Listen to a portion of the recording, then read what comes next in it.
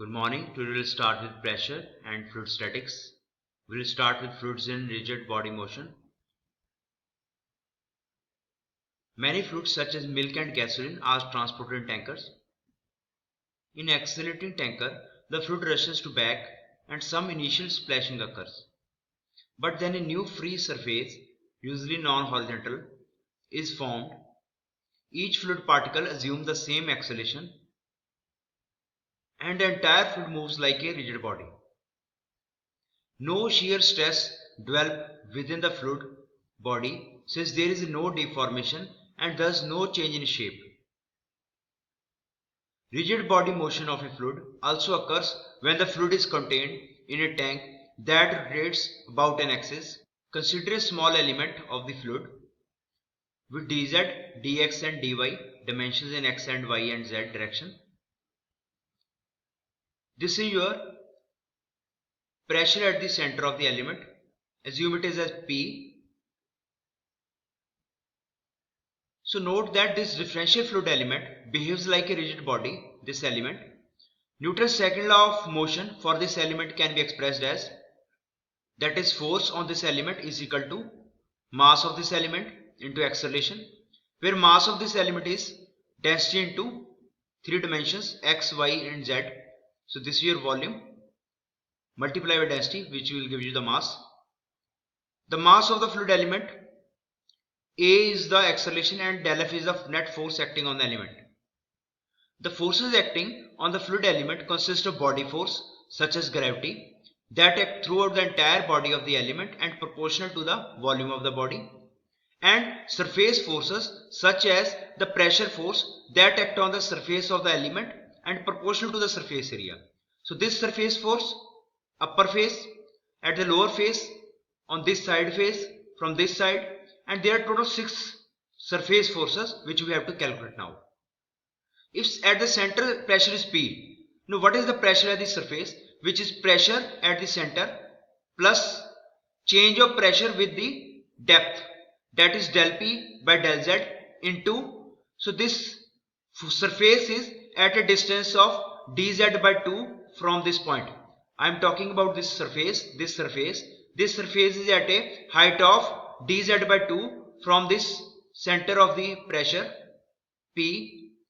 So this is your difference in pressure, means pressure at the surface is pressure at the center plus this element, and what is the force?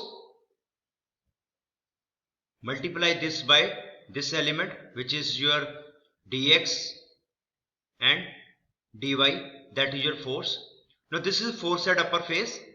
You have to find force at the lower face, which is in this case is P, this pressure, minus change of pressure with respect to Z into, because this surface is at a distance of dz from this point.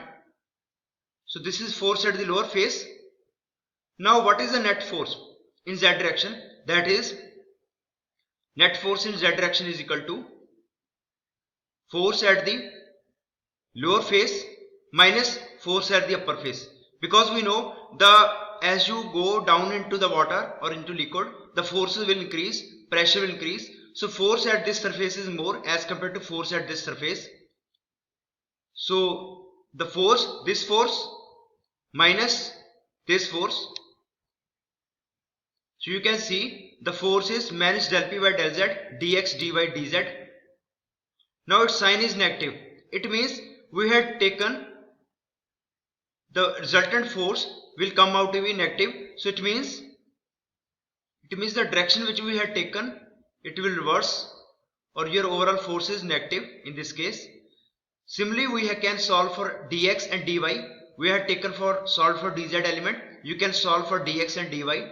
On solution of dx dy, you will get this equation here for in case of x and this equation in case of y. Now we had force in z direction, force in x direction, force in y direction. Add these three forces, you will get the resultant forces. So the surface force, which is simply the pressure force acting on the entire element, can be expressed as in the vector form.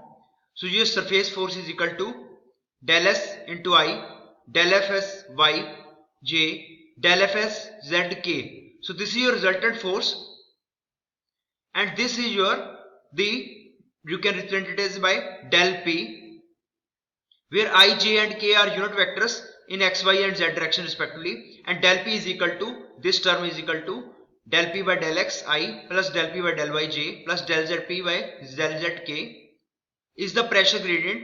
Note that del or del is a vector operator that is used to express the gradients of scalar function compactly in vector form.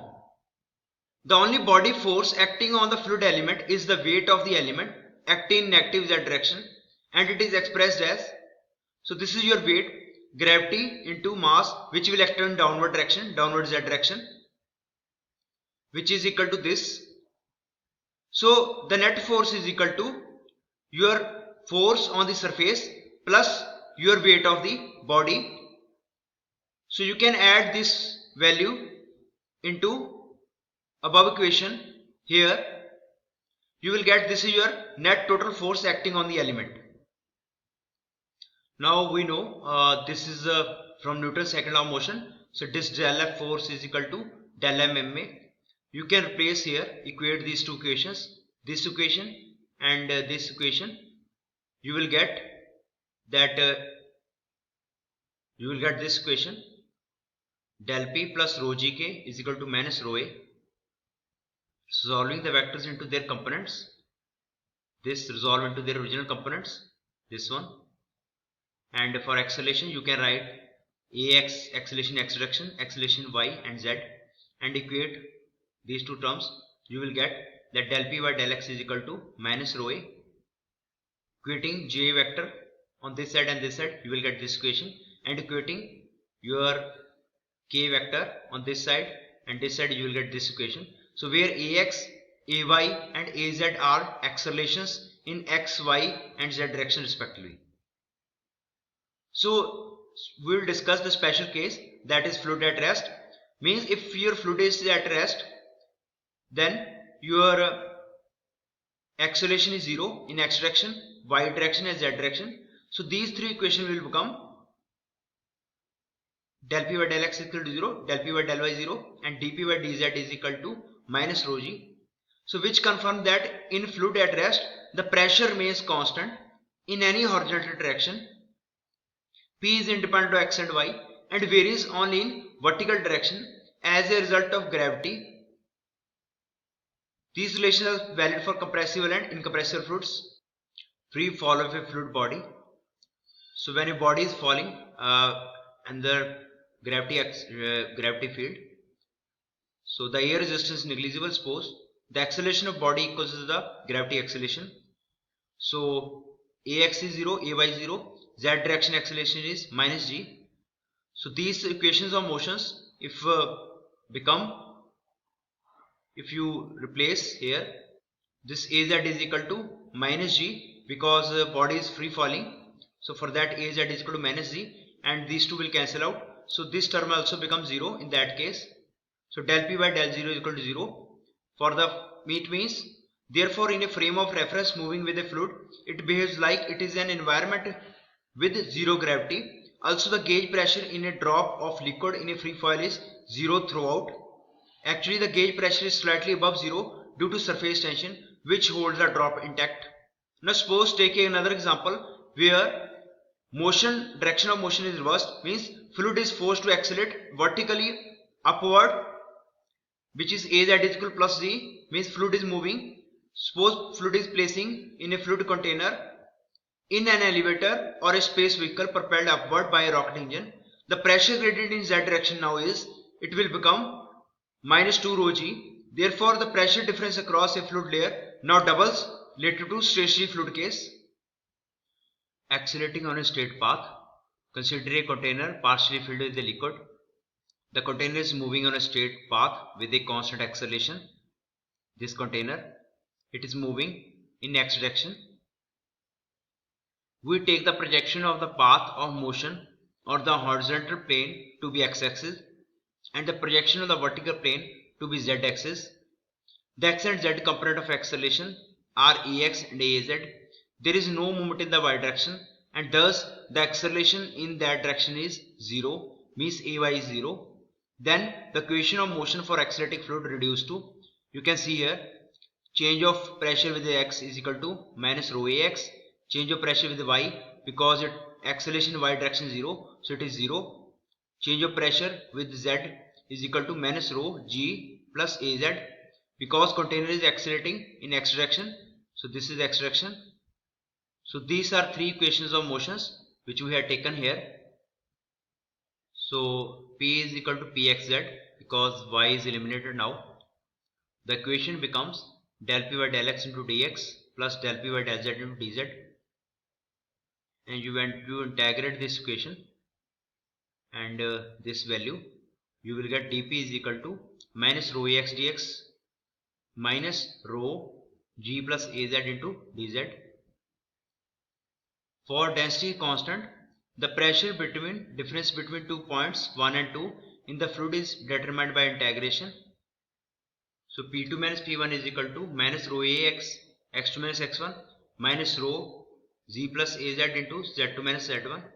So when you integrate for 2 points in the fluid, taking point 1 to be origin, x is equal to 0, z is equal to 0, where the pressure is P0, and point 2 be any point in the fluid, no subscript, the pressure distribution can be expressed as, so this is your pressure P at origin, say P0 minus rho ax, x is 0, z is 0, so the equation becomes equal to this equation.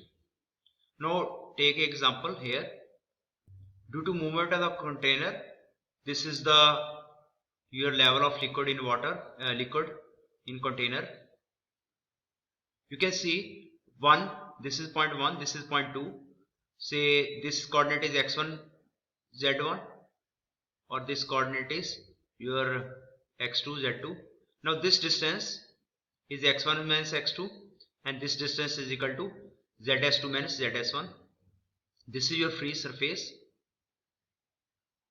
The vertical rise of the free surface at point 2 relative to point 1 can be determined by choosing both 1 and 2 on the free surface, so that P1 is equal to P2 and solve it. So the pressure at 1 and 2 is equal to, so this is called isobar line, means pressure on this line is constant. These all are on constant pressure lines.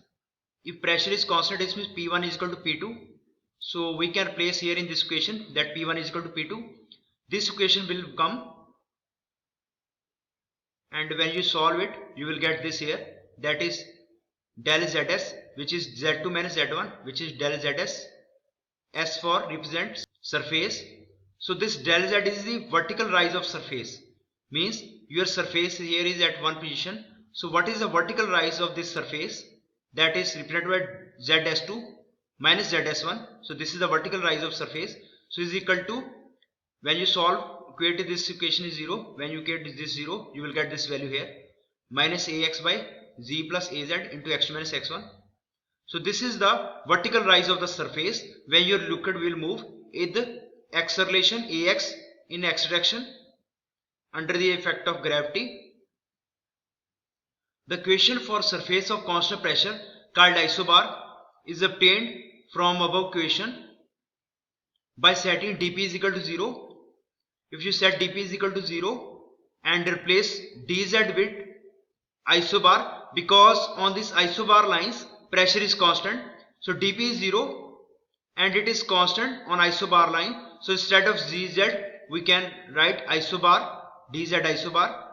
So when you solve this by equal to getting 0, you will get dz isobar by dx is equal to minus ax by g plus az. Now the z coordinate of a surface as a function of x is your z isobar. So what is z isobar? This z isobar represents the z coordinate of the surface as a function of x.